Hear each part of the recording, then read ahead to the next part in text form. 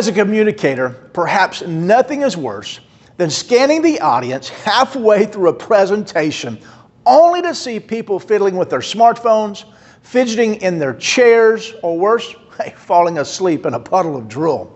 Now, if someone had filmed my life, my communication blunders and mistakes could be humorous outtakes.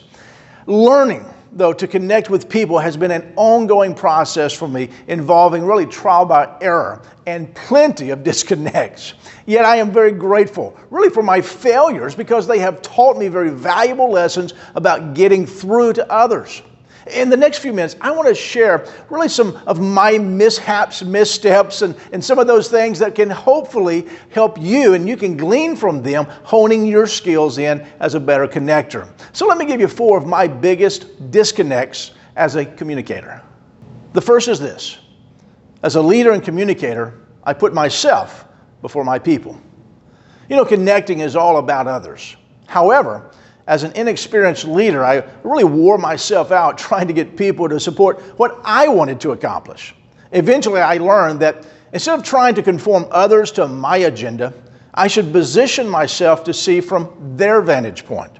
As I gained awareness of the needs and hopes of others, I was able to add value to really their lives in practical ways. I had to prove that I had their best interest in mind prior to earning their wholehearted commitment. My second biggest disconnect as a communicator was, I neglected the 3 C's of communication. Now you're probably saying, well, Scott, what are the 3 C's? I'm glad you asked. The first is this: clarity. As Lee Iacocca said, you can have brilliant ideals, but if you can't get them across, your ideals won't get you anywhere. You see, clarity helps people prioritize. And once they know what matters most to you, they can structure their workload accordingly. And also, clarity gives people confidence. Having sight of the mission and knowing what's expected of them really empowers people to make decisions without second guessing whether their actions are in tune with those of their leaders. The second C is continuity. You know, George Bernard Shaw spoke really profoundly when he said, the single biggest problem in communication is the illusion that it has taken place. You know, as a leader, you should occasionally feel like a broken record, repeating the same stanza over and over and over again. People have to really hear something several times before it really sticks. Do not be afraid of being repetitive when connection requires it. And the third C is creativity. You know, in my experience, to keep the message moving with energy, people need to be provided with more than words. They need really an experience, something that they do that connects them with really the vision. They also need an expression, something that they say that connects them with the vision. In addition, they also need an example, something they see that connects them with the vision.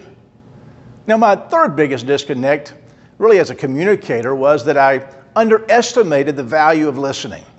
You know, over time I discovered that instead of trying to impress others and really be interesting to them, I should really be impressed and interested in them. That could only happen if I really become a better listener.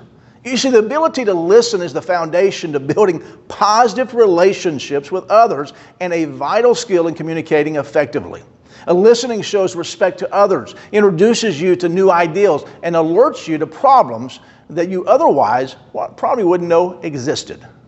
And then the fourth biggest disconnect as a communicator was, I failed to initiate important but difficult conversations. You see, leaders must perform really this balancing between care and candor. And leaders overly concerned with showing care, they can create dysfunctional relationships in which, conflict gets swept under the rug. But oppositely, leaders who speak candidly without considering the emotional impact of their words really put unnecessary distance between themselves and others. You see, in a healthy and developing relationship, caring should never completely suppress candor, nor should candor entirely displace caring. As communicators, we communicate to connect. And connecting with others is a major determining factor in reaching our full potential.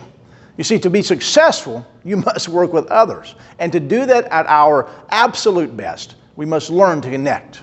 You know, I hope this added value to you today. If you enjoyed this video, like and subscribe to my YouTube channel. Until next time, hey, keep moving forward.